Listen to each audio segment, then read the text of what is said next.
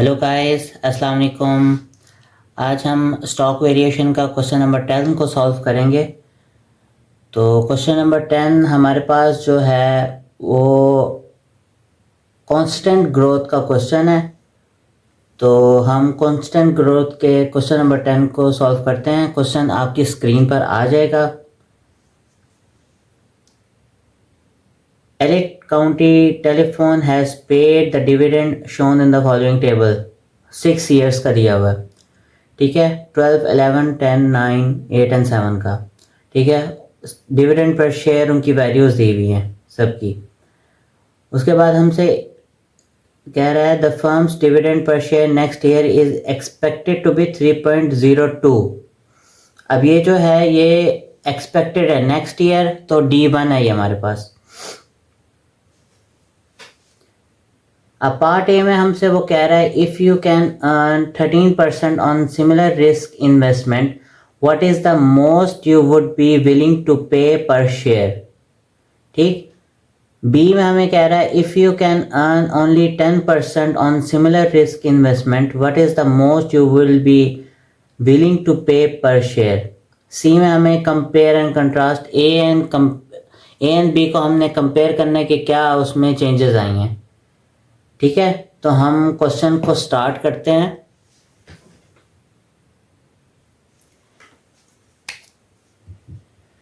तो हमारे पास ये चैप्टर 7 क्वेश्चन 10 है, ठीक। अब हमारे पास जो डिविडेंड है वो है 3.02। D1 is equal to 3.02। अब ए पार्ट में जो हमारे पास KC है वो है 13%, और बी पार्ट में हमें KC जो गिवन है वो है 10%। अब हमें यहाँ पे जो ग्रोथ रेट जो हमें दिया हुआ है डिविडेंड पर शेयर ग्रोथ वो डिफरेंट है। तो अब इसको सॉल्व कैसे अब किया जा सकता है। आप इसको इस तरीके से नहीं कर सकते कि आप हर वैल्यू को पुट करके इस तरीके से आंसर आपका कभी भी नहीं आएगा। इसका एक फॉर्मूला होता है। तो सबसे पहले हमने जी की वैल्यू निकालनी है। हमारे पास जी की वैल्यू आप समझे गिवन नहीं है। हमें जो जी की वैल्यू दी हुई है टेबल में उससे हम जी की वैल्यू निकालेंगे। तो इसका फॉर्मूला होता है g is equal to dividend recent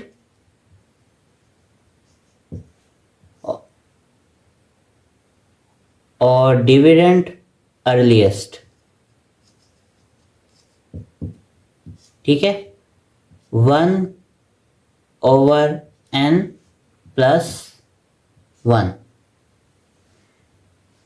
sorry -1 होता है हमारे पास, -1, ठीक है। अब इसमें आपने क्या करना है, अब जो आपके पास जो रीसेंट वैल्यू आई है, रीसेंट हमारे पास कौन सी आई है, रीसेंट हमारे पास है 2012 की, ठीक है।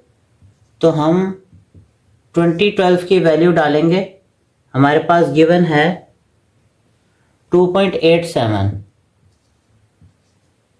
ठीक है। और अर्लीस्ट यानी कि जो सबसे पहले की है, ठीक है ना, वो हमारे पास 2007 की है। तो वो वैल्यू है हमारे पास 2.25, ठीक।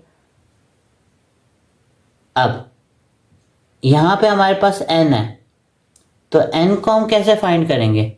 सिंपली आपने क्या करना है कि 2012 को -2007 कर दें, तो हमारे पास आंसर आएगा 5, ठीक है। तो हम यहां लिख देंगे 5 -1। इसको सॉल्व करेंगे तो हमारे पास जो आंसर आएगा जी के वैल्यू वो आ जाएगी 4.97%। अब ये हमारे पास आ गई जी की वैल्यू, ठीक है। इसको आप नोट कर लें, फिर आगे चलते हैं। तो ए पार्ट में हमारे पास है 13%। अब हम इसको फाइंड करेंगे। हम कांस्टेंट ग्रोथ का फॉर्मूला लगाएंगे ए में, ए पार्ट में, ठीक है। We see is equal to हमारे पास D1 के सी माइनस जी। जी हमने निकाल लिया था 4.97%, ठीक है। तो हम 3.02 डिवाइडेड बाय के सी की वैल्यू हमारे पास है 13% माइनस 4.97%। तो इसको सॉल्व जब हम करेंगे तो हमारे पास आंसर आएगा 37.60। ये हमारे पास ए पार्ट सॉल्व हो गया। अब हम बी की तरफ चलते हैं। हमने कुछ भी नहीं करना, सिर्फ 13% की जगह हमने 10% लगा देना। तो चलिए देखते हैं कि 10% लगाने से हमारा क्या आंसर आता है। D1 ओवर के सी माइनस जी 3.02 10% और 4.97%, ठीक है। अब हम इसको सॉल्व करते हैं। तो इसकी जो हमारे पास वैल्यू आई वो आई 60.03, ठीक है। अब सी में उसने कंपेयर एंड कंट्रास्ट का कहा था, तो सी को भी अब हम देख लेते हैं। चलिए इसको आप नोट कर लें, फिर उसके बाद अगला सी पार्ट करते हैं।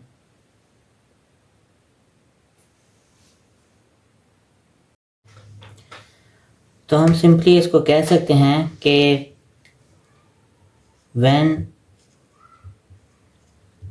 Required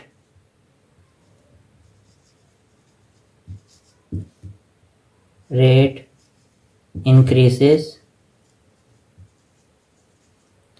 value of common stock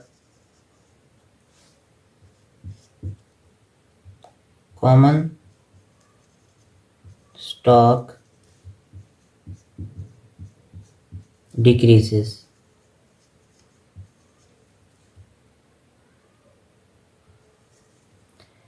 ठीक है। और इसी तरीके से जब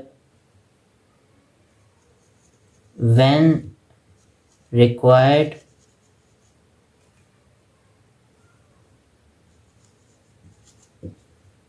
rate decreases, value of common stock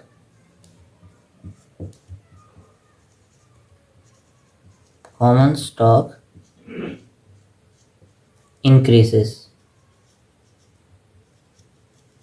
ठीक है, ये सिंपल सा हमने इंग्लिश में इसको बता दिया। ठीक है, आज की हमारी ये वीडियो थी। नेक्स्ट वीडियो हमारी जो कि वो क्वेश्चन नंबर 11 होगा, जो वेरिएबल ग्रोथ का होगा। इंशाल्लाह नेक्स्ट वीडियो में आपसे मिलते हैं। तब तक के लिए अल्लाह हाफिज़। लाइक शेयर एंड सब्सक्राइब करना ना भूलिएगा।